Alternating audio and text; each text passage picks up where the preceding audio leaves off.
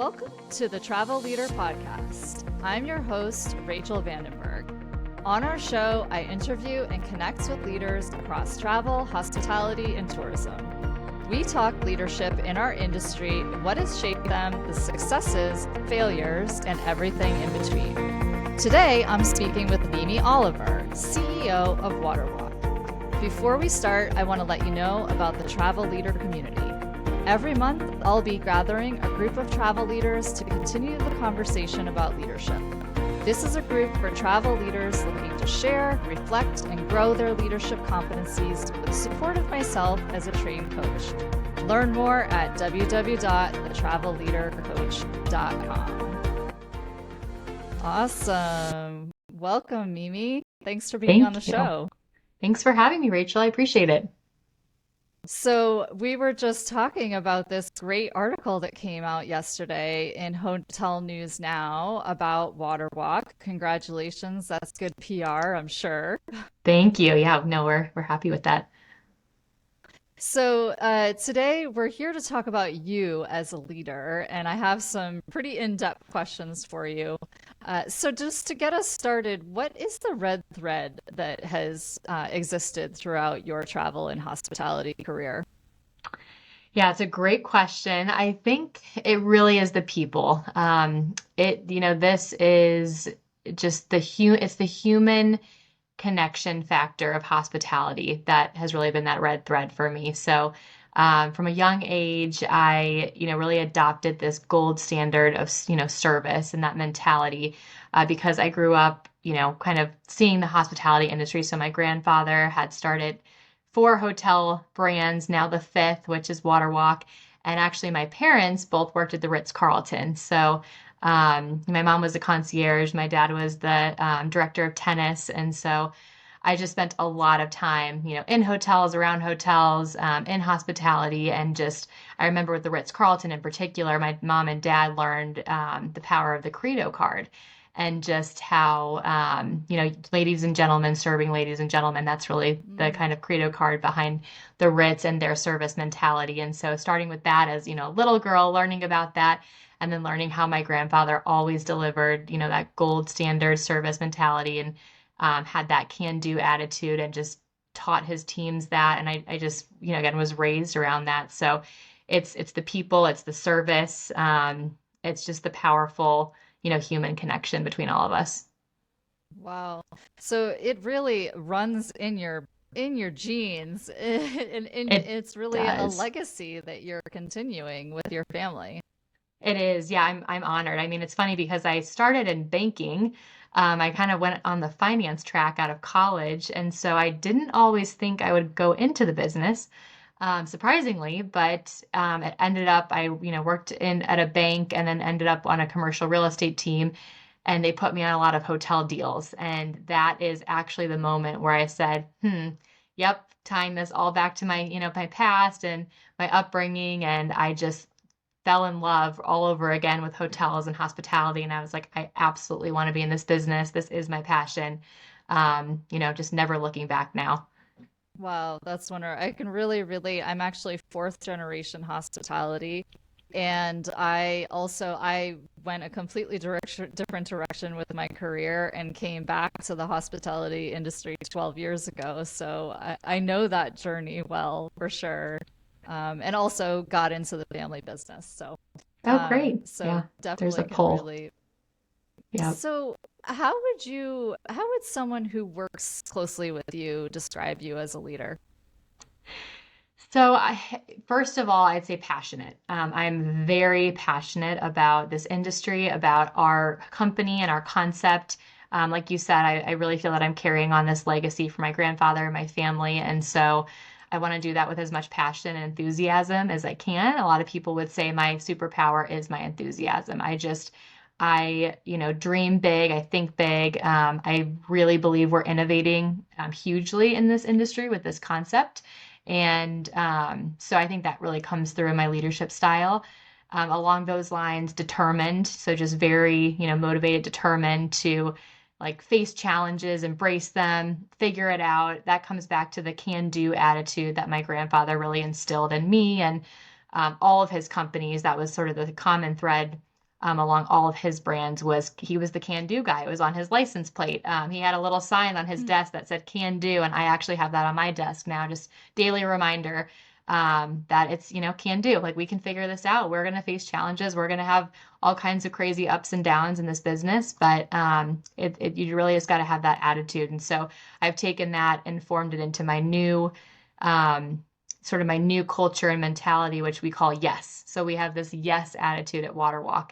And so yes is sort of our mantra. We actually have this yes chant together at the end of meetings. That's great. We have a yes, hospitality training at all of our properties. So it's really kind of a new version of what Jack tried to create and instill really powerfully into Waterwalk. So yes, Yeah. can do. And just I'd say additional is just thoughtful and I'd say I'm a pretty good listener. I really try to listen and be empathetic towards, the team and people. That's amazing. That idea of having a mantra or just this attitude that you've described around a can-do attitude. It's so important for culture, right? As an organization. It reminds me and I'm forgetting the book, but there's it's the culture code or something like that, and it actually talks about how important that is in organizations, to kind of rally everybody behind that idea. Can Hmm. you say a little bit more about what's important about that for you and your company? Absolutely. I think that, again, because we are an innovative and unique and relatively new brand, we're not overly established, right? We only have 14 properties rather than, Residence Inn, which was my grandfather's first brand, has now almost 1,000 properties. So we have this like innate sense at our company that we have to like prove ourselves. We have to, get this out there and really show the world why this company and this concept is disruptive and is, trailblazing in the industry and is really valuable for all kinds of stakeholders, for guests, for investors, and beyond. And so it takes that kind of attitude, I think, to accomplish that and to kind of have that rally cry, like you said, and have this yes, mentality and team and culture where we're like, we can do this. Like we're new, we're young, we're innovative. People might not, understand us right away or might, kind of go stay it with, loyalty programs and flags and Marriott's and not at Waterwalk, but it's all Right. about that mentality and like overcoming those obstacles and those challenges. Right. And because you're really breaking the mold and doing something different with this whole extended stay concept. Yeah, I'm sure you meet some points of resistance or setbacks where that's really where that attitude comes in to play for Exactly. sure. Yep. Yeah. So going back to a little bit more about yourself as a leader, who are you at your core beyond the titles and the roles you play? Yeah, I love that question. I am I'm a dreamer, a little bit back to what we talked about, just dream big, think big. I dream a lot. I'm a dreamer. I'm a mother, so definitely who I am at my core. And I'm a traveler. I am an explorer, an adventurer. And I think that's another reason why I'm so passionate about this business. I love to travel. So right before I graduated college, I had visited 40 countries. I just wanted to, I studied abroad 4 times. I just wanted to take advantage of as much travel as I possibly could, see as many cultures as I could, be in this sort of hospitality travel industry, learn more about it. And so I will continue to, be that at my core is just an explorer. I love exploring the world and getting, ideas from that, whether it's for personal purposes or for the business purpose or whatever that might be to help sort of guide my principles and my next steps. Sure. Yeah, you better have that in you, right? If you're in this business a little bit. Yep. But maybe the idea going back to the first one you mentioned, about being a dreamer, what do you think and how that actually contributes to, what you bring to the company now? I think it's important as CEO to be a dreamer, probably within some limits, because I think sometimes, dreaming too big can demotivate. But I think just again as a CEO, it's important that I am this visionary, that I play this role of Right. visionary. My grandfather really was that. He was the entrepreneur and the visionary, and I do not claim to be, half as brilliant of an entrepreneur as he was, but I love to think, to the future. Like what is coming in this industry next, and what, can we do to get ahead of that? What can we do to innovate? What can we do to provide better service, better guest experience, and so forth, or more elevated um, and just really be creative thinkers. So I do think that's a big part of my role as the leader of the company. Yeah, I mean, I love how you link it to the aspect of, being a visionary is a really important aspect of having the CEO role in a company, for Right. sure.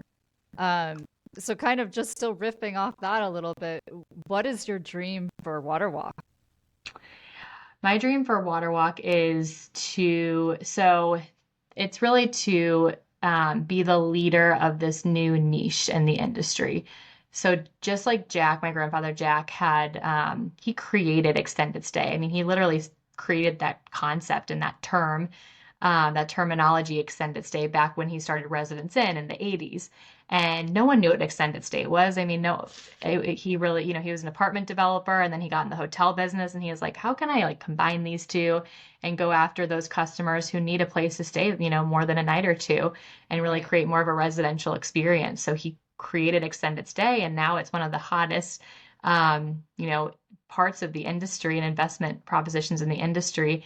And so I really believe that, we are doing this with WaterWalk. We are creating a new industry or niche of the industry that we call flexible lodging. And so I want to be the leader of flexible lodging, like he was with extended stay. So kind of take the legacy, Awesome. but on a spin Yeah. with this new concept. I mean, we're basically introducing the first unfurnished hotel room in the industry. Yeah. So we have furnished rooms and we have unfurnished rooms. Combining those two is really valuable in optimizing for the real estate and the experience. And so again, just being the leader of that and showing the Yeah. world why this is really important. Yeah, I mean, I think it's a fabulous idea. I mean, I can definitely see the need for it in my town, even as a resort town. We have people who are moving here for jobs or they want seasonal rentals for skiing, Yep. or like traveling nurses, like was mentioned in your article. There's definitely something to that for sure. It's a great vision, a great dream. Thank you. So, what are your unique strengths or qualities that you bring? I think one is establishing community and along those lines, developing relationships to help establish a strong community. So not only do I feel we have a community within our organization, our team, but when you go stay at one of our properties, it's a community. I mean, you feel so our team members not only know our guests' names, but they know their pets' names. Wow. It really, truly, I mean, you go sit in the lobby and see everyone interacting. It's more of a living community than just a hotel where you come and stay overnight. You don't know, who you're around. You don't get to know the team or the staff. We have community events like, bringing food trucks. We have, back to school events. So we have a lot of families stay with us. We have pet of the month, again, back to the pet friendly thing. And so just all these kind of touch points to make these guests really feel like they're a part of a community. So I do think that's part of my strength is to continue to build that and just build the teams that can help accomplish that kind of vision. Right. Well, and I can imagine that with those longer stays as well, they're going to be more likely to bring a pet with them, of course. And that really adds such a like it's a needed element for those longer stays. Like it's not just a it's not anymore just a transactional thing. It's really Right. like you're building a longer term relationship with them. Exactly. And it has to start Yeah. at the top. I mean, we have to all, live and breathe that every day and sort of lead by example with that of how we want to create that kind of community at the properties. Yeah, absolutely.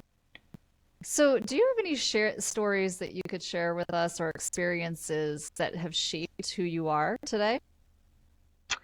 Yes, I'm happy to. There is one in particular that really comes to mind for me, which is when I was working at the bank out of college. Again, wasn't thinking at the time I wanted to go into the hospitality business or the family business. And I was passed up for a promotion and it was just one of those moments that I really got down on myself. I just thought, oh, like I really thought, I had this promotion in hand. I'd been working really hard for it. Was told I was probably going to get it. And then someone else at the bank sort of pulled some strings and used a family connection to get into the position I Mm, wanted to go in. So it was just one of those moments where I just said, I need to take a big step back and right. look at my life and look at, what I'm doing. Like, do I really want to be doing this? Do I really want to be in banking and in finance? Um, or do I want to do something else? And I had a mentor at the time at the bank who I had gotten to know. And so he, found out that my grandfather, had started, he knew Jack DeBoer, of course, because he was in the hospitality part of the bank. And it turns out that he had my grandfather's book on his bedside table and kind of used it almost like his Bible. Like he Wow. worshiped Jack and thought he was, the god of the industry. And he just had done so much for the business. And he looked at me and he said, Mimi, you are crazy if you don't move from New York to Wichita to go work for your grandfather and help him launch his fifth brand. I mean, who can do that? Go work right alongside this visionary, this pioneer, and he's 80, 5 years old and he's launching his fifth brand. I mean, it's amazing. Oh my So gosh. 3 weeks later, my bags were packed and I moved from New York to Wichita. So I kind of joke that if I write an autobiography at some point, it'll be called From Wall Street to Wichita. Yeah, And just kind of, still, my journey to Wichita. So that's what that's brought me to the amazing. family business. That's amazing. And I need, yeah, so what is the name of the book? It's Your, called your, Risk Only Money.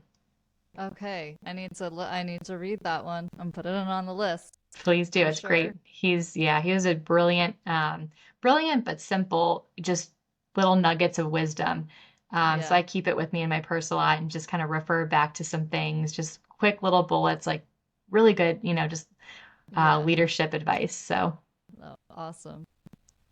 Can you describe a time when you have felt most alive or fulfilled? yes, one that comes to mind related specifically to the business, and there's a lot of times I feel super fulfilled with the business. I feel very fortunate. But it was when we opened our Phoenix property, which was earlier this year in February. And the reason for that is because it was our first Gen 2 property. And so with Waterwalk, we started back in 2013 with our Gen 1 prototype. So it was a two building prototype. We had the furnished part of the business, the stay part on one building and the unfurnished in the other building. It took about 5 acres of development. We had built a couple of those. And then during COVID, we decided to re-engineer the product and so we came up with Gen 2 and it's just a more scalable product now. So it's an L-shaped. It requires 3 acres instead of 5 acres. It's 126 units instead of 153 units.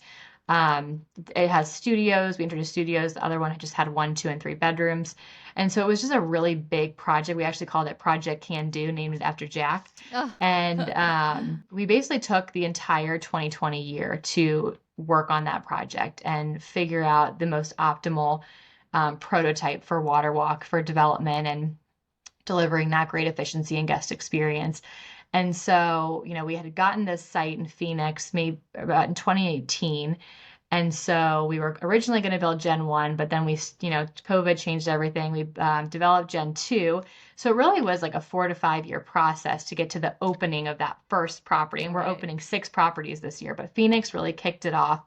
And it was just one of those moments where all of our team was together. We cut the ribbon. It was like, wow, this is real. We can touch and feel this, this beautiful property that we've all been a part of creating together. I mean, who gets to sit around and like create something like that, together, a Yeah. whole new product and property and elevate it, and everyone had, so much input into it on our team. And then just to really be able to celebrate that and be there in the lobby and feel really proud of ourselves for Wow. that. Well, yeah, I mean, I can hear that sense of pride in your voice too as you're talking about it. I mean, and I mean, especially I can imagine during that time period. I mean, when with COVID, and on the one hand, it's like great that you had this time to like really put all this thinking effort into it, but also it did delay a number of projects as well. Right. So just that building up of anticipation to getting it off the ground or in the ground, I can imagine that feeling. I remember when we did our hotel expansion and the building wasn't even finished, but I think the sign went up and we took down the old sign and we're putting up the new, and both signs were standing at the same time, and one like really dwarfed the other one. And that moment with like my husband and I went out and took a picture in front of the sign, and I like literally cried because of that That's like so awesome. buildup of emotion from Hmm. all that you've put into it. So I can feel that and relate to that for sure.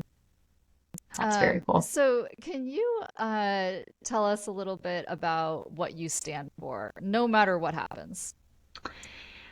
Yes, the first word that comes to my mind is excellence. And this again ties back to a lot just ties all back to my history and my upbringing legacy in the hospitality business is my grandfather used to say, if you can't do something with excellence, don't do it. I mean, just really, have that mentality of just showing up every day, trying your best, being as excellent as you can, delivering excellent service. I mean, extraordinary service, to really try to make, be unique and special in the industry. And so, and again, it's not just about business either. It's just with life in general. I mean, of course, we all Yeah, have, we can't all have perfect days, but just as long as we can try our very best and try to deliver excellence whenever we can, I think that goes a long way. And that's one of our values is just excellence. Try to right. deliver excellence in what we do. And I'd say the other one for me is transparency. I I do believe as a leader of a small, nimble, growing business, just being transparent with our team, with our investors, with our partners is really important because I think that develops trust and credibility. And so I've just Hmm. learned a lot of lessons around that, and that's one thing I've adopted early on in my career is just clarity, transparency, even if it's not exactly what everyone wants to hear. I think Right. it's about building that autonomy and that trust with the people around you. Yeah, for sure. For sure. And I'm just thinking back to what you said about excellence, that it sounds like it's really a mindset rather than a result. It's and Correct. it's about the effort and the attitude that you put into it. Even if you miss the mark, you're at least striving for it on a daily basis. Yeah, you nailed it. Completely agree. Yeah. Yeah. So, when have you underestimated yourself? Well, again, along the lines of transparency, I frankly do this more often than I would like, and I'm working on it. Right. I think at times I question my business intuition and my decision making, just given my lesser years of experience and the majority of leaders around me.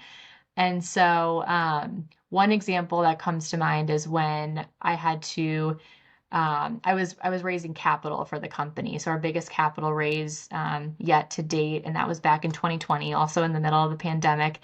And it was just a really uncertain time. I just frankly wasn't overly optimistic in our success. I mean, I sort of doubted it and said, gosh, we really, this capital would be great to help grow the company. And again, usually I'm enthusiastic, optimistic, but just the timing of everything just really got me down. Like this crazy pandemic, or, are we really going to be able to raise this capital and keep growing the company? But perseverance is definitely another thread in who I Sure. am and what I do. And it's can do, it's the yes. And so it's like, yep, we're gonna give this our all. We're gonna give this as, best of effort as we can. And we did garner a lot of interest from several investors. And so we ended up, closing a deal with our current investment partners. And it's been a phenomenal partnership and deal. And so that just gave me a big boost, and our team, big Sure. boost of confidence that, I really was doubting it, but got to keep pushing. I mean, got to have the Yeah. perseverance and, you can make things happen. Yeah. So I am part of the female founders in hospitality, and there's a lot of either tech companies or also hospitality investors, Mm. or people who want to develop deals and own hotels. What advice along those lines of perseverance, what advice would you give them in their own capital raising efforts? So one thing is keep it simple. Another little nugget from my grandfather, but I think sometimes capital raises and partnerships like this can get very complicated, especially in today's world. It's just there's a lot of paperwork and legal and all kinds of things to think about. But what I tried to do is just boil it down to the couple most important things, for us. Like, what is the most important part of this partnership? Because there's going to be negotiation, there's going to be give and take. But at the end of the day, really, what are the three things that matter most to us, and just really focus on getting those types of things done and not worry as much about, all the other little details. Because I believe that a great partnership, you kind of sign the paper, you sign the agreement, and you put it in your drawer, and hopefully you never look at it again. I mean, Yeah, hopefully you just have a great partnership sure. and move Yeah, on. And so I think in order to do that, you really have to get simple with what you want out of it and communicate that clearly. Try to achieve that. And then I really believe again with a good partner, all the little details, all the other things just work themselves out with good right. communication and good partnership. So yeah, I mean, it seems like it's a mixture of really developing that relationship and that partnership, but also really having clear what your priorities are. And that seems like the simple part. Like, don't try to accomplish everything Right. with way too many small details to make sure that you can get to that deal. Exactly. And I think setting realistic expectations is pretty important too, because you never know exactly what's going to happen in the coming years. I mean, excuse me, when I signed my deal, back in 2021, I just didn't know that we'd have, construction costs now is 30% over what it was back, Oh, 2 years yeah, ago, and labor costs have come up tremendously. And I didn't know, right, what kind of environment we'd be thrown or into. So I think just getting aligned on expectations up front, like, hey, we don't, know all the, twists and turns of the economy and things out of our control. But again, back to what you said, like the priorities of what we're trying to accomplish and trying to control as much as we can within those right. parameters and expectations. Yeah, yeah, that's great advice. So we've talked about this already a little bit in our conversation, but is there anything you'd like to add about what impact you would like to have in the travel and hospitality industry? Yeah, again, I think the key theme there is that I'm just striving to create this entirely new segment in the industry, and leave that kind of impact. Make the unfurnished hotel room mainstream. I mean, I hope that a lot of different companies and brands, adopt this kind of model because I think that's the greatest form of flattery, right? Is to be Right. able to, replicate this over and over again. So really want to continue to carry out that legacy, but with a new spin. I also, on a different point, I really aim to become a mentor at some point in my career to rising female leaders in hospitality. I really hope I can take what I've learned and help others. When I was 25 and just starting to learn more about the business. I would have loved to have a female mentor who had kind of been through similar things as me and Yes. ask those kinds of questions. And so really want to help with that as much as I can in the future. Yeah, no, I was actually just at a Hotelier event in New York a couple weeks ago, and we were talking about that very point, how important it is to have a mentor and also to be a mentor to others, especially for women, because yeah, we've got so many challenges as it is, and that those mentorship opportunities really help bring women along for sure, no doubt. Absolutely. Yeah. Yeah. And I wanted to go. There was a point I wanted to go back to a second about your impact as far as the concepts that you're creating with Water Walk. How do you think this unfurnished hotel room idea will change the industry?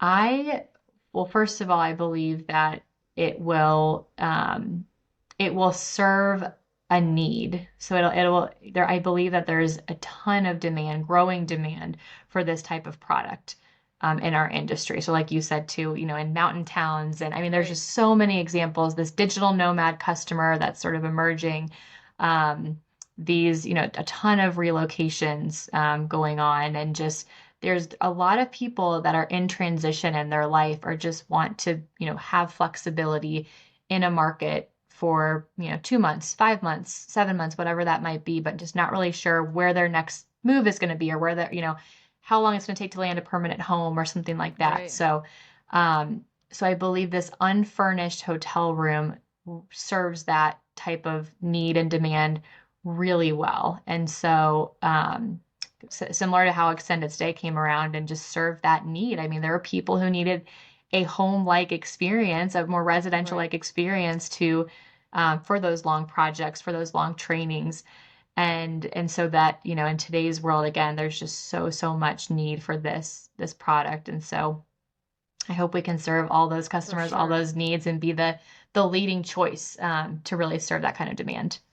Yeah. And do you see that there's any application for it with, housing in a lot of tourist destination is an issue, and Yep. either obviously you're not in the permanent housing space, but when they want to move to an area and transition to a job, having those kinds of transitional housing opportunities would be helpful. Do you see that as a direction for Water Walk?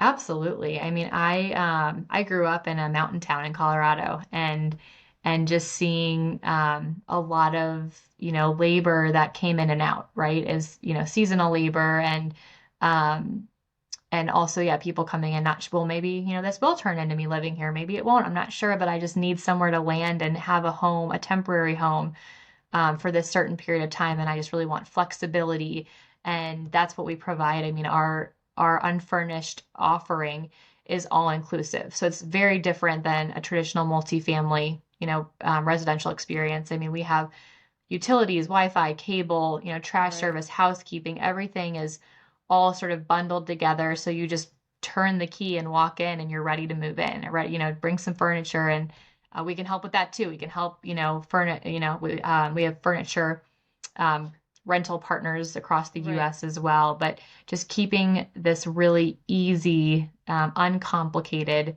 mission at the forefront, I think will help with all kinds of customers, like you mentioned. Yeah. Wonderful. So we're coming near the end of our conversation today, but I would be curious to know if you had everything you needed right now to succeed, what vision would you pursue? I would pursue, um, some well, first of all, I would grow Waterwalk significantly. I mean, it would take a lot of capital, but I would grow it tenfold again because I believe, and take on partners, right? And again, I would Yep. love for other brands to create this kind of concept also and be the leader, and help them, launch those kinds of concepts and brands as well. And then I would really go take a much deeper dive into sustainability. I think that is I believe there's so much opportunity in the industry for Hmm.